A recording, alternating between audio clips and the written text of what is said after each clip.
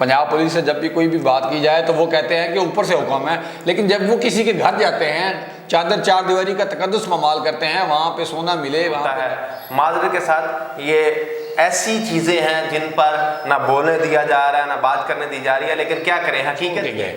پھر کسی نے نیچے لکھا ہوا دونوں میں فرق کیا ہے، تو میں نے کمنٹ کیا کہ دونوں میں فرق صرف یہ ہے کہ بلیک اینڈ وائٹ سے ہم کلرفل ہو چکے ہیں، سے علیحدہ ہوا تھا انہوں نے اس طرح بھیک دینے والی اور لینے والی کوئی پالیسی نہیں اپنائی، اور آج وہ دنیا کے اندر اپنا لوہا منوانے پر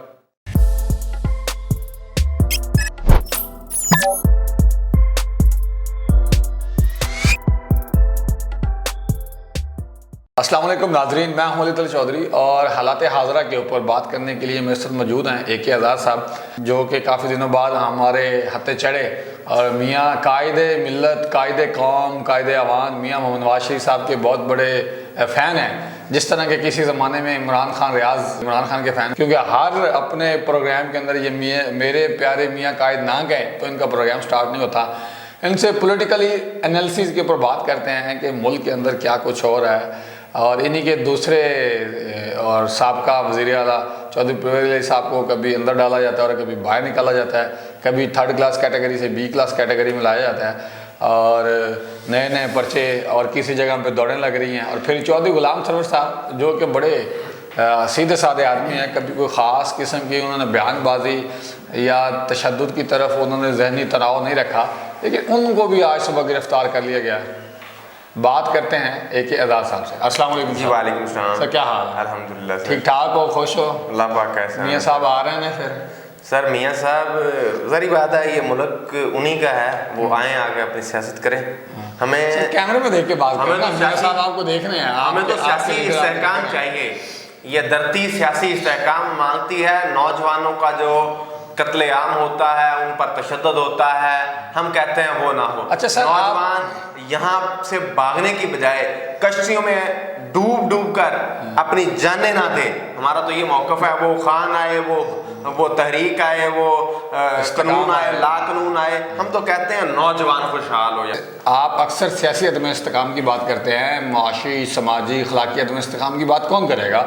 پنجاب پولیس سے جب بھی کوئی بھی بات کی جائے تو وہ کہتے ہیں کہ اوپر سے حکم ہے، لیکن جب وہ کسی کے گھر جاتے ہیں، چادر چار دیواری کا تقدس ممال کرتے ہیں، وہاں پہ سونا ملے، وہاں پہ نقدی کیش ملے، وہاں پہ لیپ ٹاپ ملے، وہاں پہ قیمتی چیزیں ملیں، وہ بھی ہاتھ صاف کرنے سے باز نہیں آ رہے، تو کیا یہ بھی حکم سے اوپر سے حکم ہے، یا اس سیاسی یا اس اخلاقی گراوٹ کے اوپر کون بات کرے گا؟ دیکھیں، کوئی بھی بیمار سماج ہوتا ہے نا، اس کی یہ روش ہوتی ہے کہ جہاں سے مال غنیمت ملے اور وہ لے جاؤ۔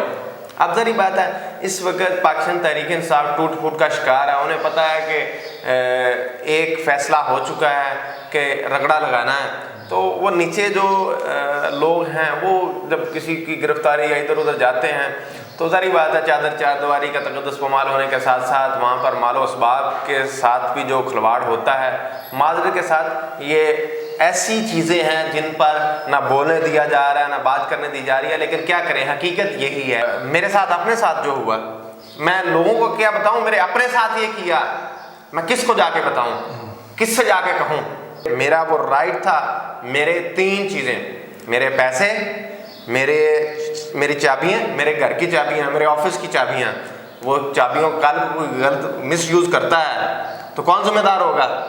آپ ذمہ دار ہوں گے، جنہوں نے لی مجھ سے وہ ذمہ دار ہوں گے۔ اچھا، اس طرح سے اور ایک دو چیزیں تھیں مجھے نہیں دی گئیں۔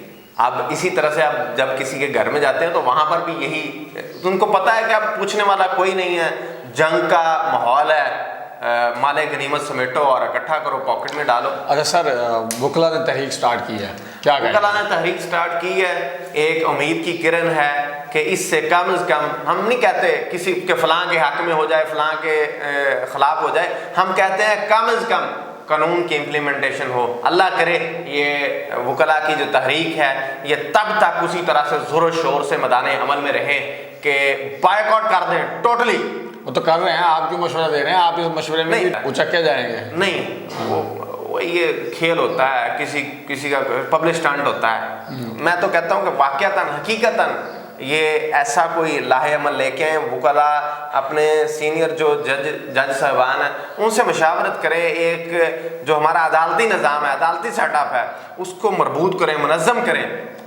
پاکستان کا جو سپریم کورٹ کا ایک ادارہ ہے اس کی جو تقریر ہے، ناموس ہے، وہ پامال نہیں ہونی چاہیے۔ کوئی بھی سیاستدان ہو، کوئی وڈیرا ہو، جگیردار ہو، اس کے خلاف جب بھی کوئی فیصلہ آئے سارے وکیل، سارے جج، سارے ادارے سپریم کورٹ کے پیچھے کھڑے ہوں۔ آج تو کہانی کچھ اور ہے، ایک چودھری کہہ دیتا ہے، ایک سیاستدان کہہ دیتا ہے، ایک بدماش کہہ دیتا ہے میں نہیں مانتا۔ تو کون ہوتا نہیں ماننے والا؟ کوئی بھی فیصلہ کرے وہ غلط ہو یا صحیح ہو اسے ایکسیپٹ کرنا چاہیے، اور یہ وکلاء کو کرنا پڑے گا۔ نہیں کریں گے تو کل ان کے گریبان بھی لوگوں نے پکڑے ہوئے ہوں گے، ان کے گریبان بھی پکڑے ہوں گے۔ گریبان پکڑنے سے بھی حالات ابتر ہو چکے ہیں۔ بہت سارے وکلاء کو ان کے گھروں سے، ان کے دفاتر سے اٹھا لیا گیا، یا جس کو کہتے ہیں اچک لیا گیا۔ بڑی اچنبے کی بات ہے کہ ہمارے ہاں قانون نام کی کوئی چیز نہیں ہے۔ 1973 کا آخری قانون ہوتا تھا، ہمارا آئین ہوتا تھا، جو کہ کاغذ واغذ لپیٹ کے 1935 کے آئین کو آگے سامنے رکھا گیا۔ یہ کب تک صورتحال رہے گی؟ اور سوشل میڈیا پہ ایک پکچر بڑی وائرل ہو رہی ہے، اس کے اوپر 75 سال پہلے ایک پکچر لگی ہوئی ہے کہ یہ اپنے بہترین مستقبل کے لیے پاکستان آئے۔ دوسری پکچر وہ کشتی الٹتے ہوئے دکھائی گئی ہے کہ بہترین مستقبل کے لیے پاکستان چھوڑ کے گئے۔ پھر کسی نے نیچے لکھا ہوا دونوں میں فرق کیا ہے؟ تو میں نے کمنٹ کیا کہ دونوں میں فرق صرف یہ ہے کہ بلیک اینڈ وائٹ سے ہم کلرفل ہو چکے ہیں، لیکن صورتحال وہی دگڑ دوں ہے۔ جو بھی ہماری حکومت آتی ہے، پچھلے 75 سالہ آپ بجٹ اٹھا کے دیکھ لیں، 450 ارب جس طرح اس سال بے نظیر انکم سپورٹ کے لیے رکھا گیا ہے، اسی طرح ہر حکومت ہر بجٹ میں اس طرح کے سیاسی سٹنٹ رکھتی ہے جو ہمیں بھیک مانگنے کے اوپر مجبور کرتے ہیں۔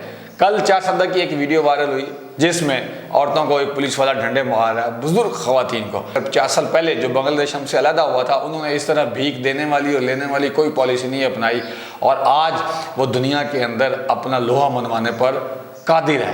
دنیا کی سب سے بڑی گارمنٹ انڈسٹری کا جو کنٹرول ہے وہ ان کے پاس ہے۔ امریکہ کی 60% گارمنٹس جو کی پروڈکشن بنگلہ دیش کر رہا ہے، اور دنیا میں دوسرے نمبر پر کپاس ہمارے پاس ہوتی ہے، لیکن ہماری اپنی گارمنٹس نہیں پوری ہو رہی۔ ناظرین، یہ ساری چیزیں ریویو کرنے والی ہیں تاریخی تناظر میں، سیاسی اور سماجی تناظر میں۔ مجھے اجازت دیجیے، بہت شکریہ، اللہ حافظ۔